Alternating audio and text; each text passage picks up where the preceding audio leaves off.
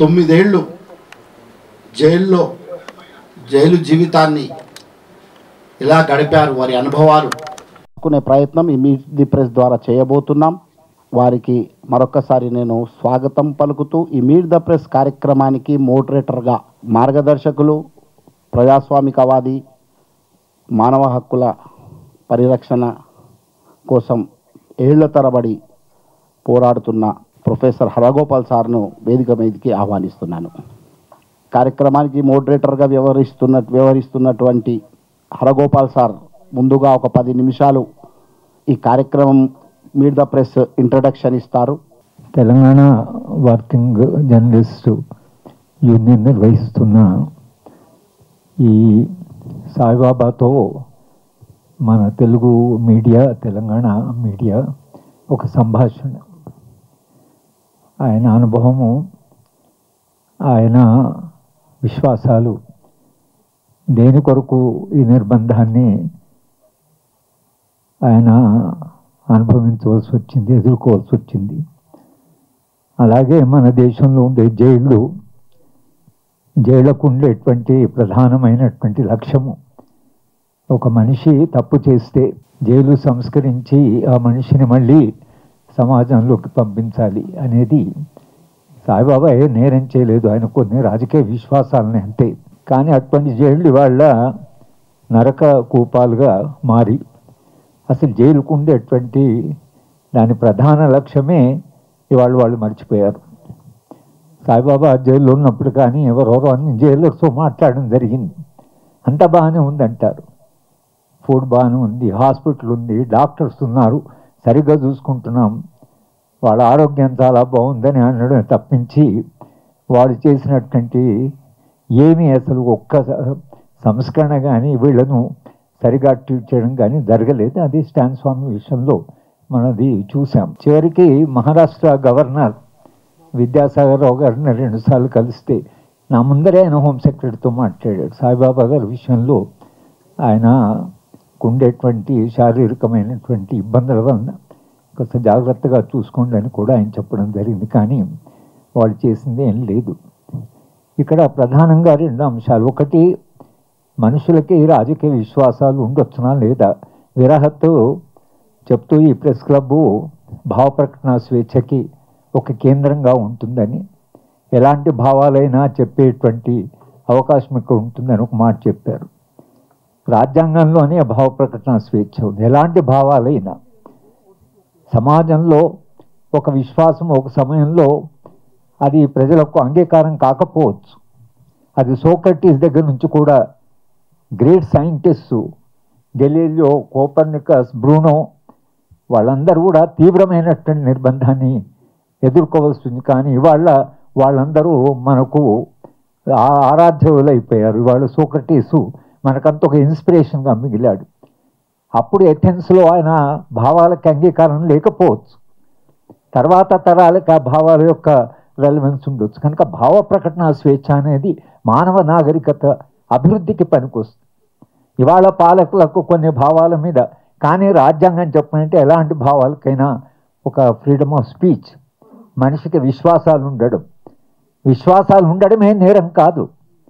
కానీ ఇవాళ మాట్లాడితే నేరం, విశ్వాసాలు ఉన్న వాళ్ళ మీద నేరం. విశ్వాసాల కొరకని మనుషుల్ని అటువంటి నిర్బంధ చట్టాలు వచ్చాయి. ఈ నిర్బంధ చట్టాలు కూడా రావడానికి ఒక ఆర్థిక అభివృద్ధి నమూనా, అమానవీయమైన అభివృద్ధి నమూనా మన దేశంలో అమలైనప్పటి నుంచి ఒక చట్టం తర్వాత ఒక చట్టం, టాడా, పోటా, ప్రివెంటివ్ డిటెన్షన్ దగ్గర నుంచి ఇవాళ ఊపా చట్టం దాకా మొత్తంగా చట్టాలు, ప్రతి చట్టం, ఊపా చట్టాన్ని తీసుకొచ్చింది కాంగ్రెస్ పార్టీ. రాహుల్ గాంధీ గారిని కలిసినప్పుడు 2-3 సార్లు ప్రతిసారి ఊపా చట్టం గురించి మనం చెప్తున్నాం. ఆయన ఈ ఉపా చట్టాన్ని తెచ్చే మీరే వీళ్ళు భారతీయ జనతా పార్టీకి ఇంకా మరింత కొంత కొమ్ములు తొడిగి దానివల్ల ఒక అన్యాయమైనటువంటి అమానవీయమైనటువంటి చట్టం అది.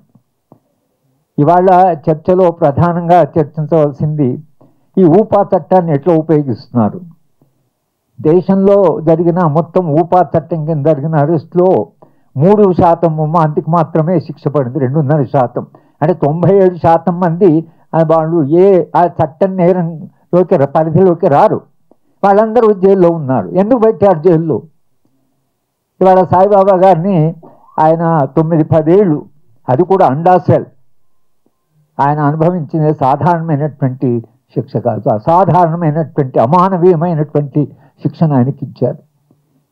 ఆయన జైలు నుంచి రాసే ఉత్తరాల్లో ఎన్ని రకాల అనారోగ్య సమస్యలు ఎదుర్కొన్నారో ఆయన చెప్తుంటే మనందరికీ దుఃఖం వచ్చేది. బయట ఉండి ఏమి చేయలేకపోయాం. పరిస్థితి ఏమో బయట నిర్బంధము పెరుగుతూ అసలు అది ఏ దశకు వచ్చిందంటే మాట్లాడమే ఒక నేరంగా వచ్చేటువంటి దశకు వచ్చేసి ఊపా చట్టము దుర్వినియోగం జరుగుతున్నది అనడానికి సజీవ సాక్ష్యం సాయిబాబా. 10 ఏళ్ళు జైల్లో అయ్యేసరి వాళ్ళు సుప్రీంకోర్టు ఆయనను అక్విట్ చేయడమే కాకుండా తగిన సాక్ష్యాధారాలు లేవని కొట్టేసింది. మరి 10 ఏళ్ల శిక్ష ఎందుకు అనుభవించినట్లు? ఈ శిక్ష అనుభవించడానికి ఎవరు దానికి బాధ్యులు?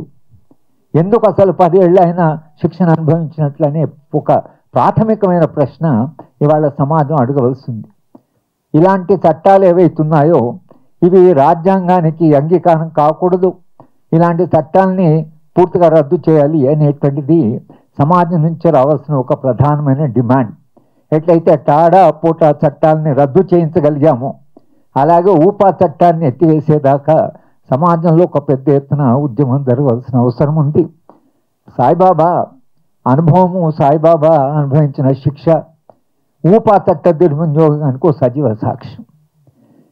కనుక ఇవాళ ఆయన అనుభవాలు కానీ తెలంగాణ జర్నలిజము సరే దాని ప్రమాణాలు పడిపోతున్నాయి. జర్నలిజము పూర్తిగా మేనేజ్మెంటు కానీ పూర్తిగా మిగతా ప్రాంతాలు ఇంగ్లీష్ మీడియా లేదా ఇంగ్లీష్ ఛానల్ కాకుండా ఇంకా కొంచెం డెమోక్రటిక్ స్పేస్ ఉన్నది. దానికి వాళ్ళ విరాహత్తు తర్వాత జర్నలిస్ట్ యూనియన్ నిర్వహిస్తున్న ఈ ఏదైతుందో ఈ సంభాషణ అవుతుందో అది ఒక రకంగా మనకుండే డెమోక్రటిక్ స్పేస్, మనకుండే ప్రజాస్వామ్యమైనటువంటి ఇంకా కొంత స్పేస్ ఏదైతుందో దాన్ని కాపాడుకోవాల్సిన అవసరం ఉంది. ఆ స్పేస్ని ఎక్స్పాండ్ చేసుకోవాల్సిన అవసరం ఉంది. ఈ ప్రెస్ ఇంటరాక్షన్ ఏదో దీన్ని దాంట్లో భాగంగా మనం పరిగణించాలి. మన స్పేస్ ఇది, ప్రజల స్పేస్, పౌర సమాజం స్పేస్ ఇది. ఈ స్పేస్ను కాపాడుకోవాల్సిన అవసరం ఉంది. సాయిబాబాతో మాట్లాడవలసి ఉంది, ఆయన మాట్లాడవలసిన అవసరం ఉంది. ఆయన అనుభవం సమాజానికి చెప్పవలసిన అవసరం ఉంది. సమాజము దాని గురించి ఆలోచించవలసిన అవసరం ఉంది. దాంట్లో భాగంగానే ఆయనకు వేసిన శిక్ష ఏదైతుందో దాన్ని మనం కండెమ్ చేయడమే కాకుండా ఊపా చట్టాన్ని కూడా ఇటువంటి అన్యాయమైన చట్టము ఒక మనిషిని అన్యాయంగా 10 ఏళ్ళు శిక్ష వేశారు అనేటువంటిది ఏదైతుందో దాన్ని ఒక ఆధారంగా తీసుకొని మొత్తం దేశంలో ఊపా చట్టాన్ని గురించి కూడా ఒక చర్చ జరగాల్సింది. రాజకీయ విశ్వాసాలు, స్వతంత్రంగా ఆలోచించేటువంటి విశ్వాసాలు అనేవి కాపాడడం వలన భవిష్యత్ తరాలకి దాని నుంచి వచ్చే ప్రయోజనం. ప్రజాస్వామ్యంలో విశ్వాసాలు. ఆయన ఒక యూనివర్సిటీ ప్రొఫెసరు. యూనివర్సిటీకి స్వతంత్ర ప్రతిపత్తి ఉండేదే దాని కొరకు. ఒక సెంట్రల్ యూనివర్సిటీని పార్లమెంటు క్రియేట్ చేస్తుంది, ప్రధానమంత్రి చేయడు. క్యాబినెట్ ఒక యూనివర్సిటీని నిర్మించదు. యూనివర్సిటీ నిర్మాణం అనేది, యూనివర్సిటీ క్రియేషన్ అనేది పార్లమెంట్ చేస్తుంది. పార్లమెంట్ ఏం చేస్తుంది? పార్లమెంట్కు ఉండేటువంటి అధికారం ఏదైతుందో దాంట్లో ఒక భాగంగా విశ్వవిద్యాలయంకు స్వతంత్రమైన ప్రతిపత్తి. విశ్వవిద్యాలయాలకు స్వతంత్ర ప్రతిపత్తికి ఉందంటే భావ ప్రకటన స్వేచ్ఛ. జవహర్లాల్ నెహ్రూ గారు 1954లో బ్యాటిల్ ఆఫ్ ఐడియాస్ అన్నాడు. విశ్వవిద్యాలయం అంటే భావ సంఘర్షణకి కేంద్రమని అన్నాడు. విశ్వవిద్యాలయం చేయవలసిన పనే దానికి స్వతంత్ర ప్రతిపత్తి. ఒక విశ్వవిద్యాలయ ప్రొఫెసర్గా సాయిబాబాకు ఉండేటువంటి విశ్వాసాలు కానీ, సాయిబాబా ఆయన లిటరేచరు విద్యార్థి. లిటరేచర్ ఆయన సాధారణ విద్యార్థి కాదు. ఆయన మాకు ఒక లిస్ట్ ఆఫ్ బుక్స్ పంపిస్తే ఆశ్చర్యం వేసింది. ఒక 60-70 పుస్తకాల లిస్టు రాసి ఈ పుస్తకాలు నాకు వీలుంటే పంపండి అన్నప్పుడు అంత ఆ జైల్లో ఉన్నా కూడా ఆయన అధ్యయనం, ఆలోచన, రచన ఏదైతుందో దాన్ని కొనసాగించాడు. నిజానికి విల్ పవర్, తన విశ్వాసాలు, రాజకీయ విశ్వాసాలు, సమాజం మారుతుందనే విశ్వాసము, ఆ విల్ పవర్ వలన ఆయన అక్కడ తట్టుకోగలిగాడు. కానీ మిగతా వాళ్ళకి అది సాధ్యమయ్యే పని కాదు. అంత ఒక అరుదైన ఒక మనిషి మన ముందు ఉన్నాడు. ఆయన వాళ్ళ మీడియాతో మాట్లాడతారు. మీడియా కూడా వాళ్ళు అడగవలసిన ఏమైనా సందేహాలు ఉన్నా కూడా లేదా ఇంకా ఏమైనా సమాచారం కావాలంటే ఇంటరాక్షన్ ఏదో ఫలప్రదంగా ఉంటుందని తెలంగాణ ప్రజాస్వామ్య పునరుద్ధరణలో ఇది భాగమని భావిస్తూ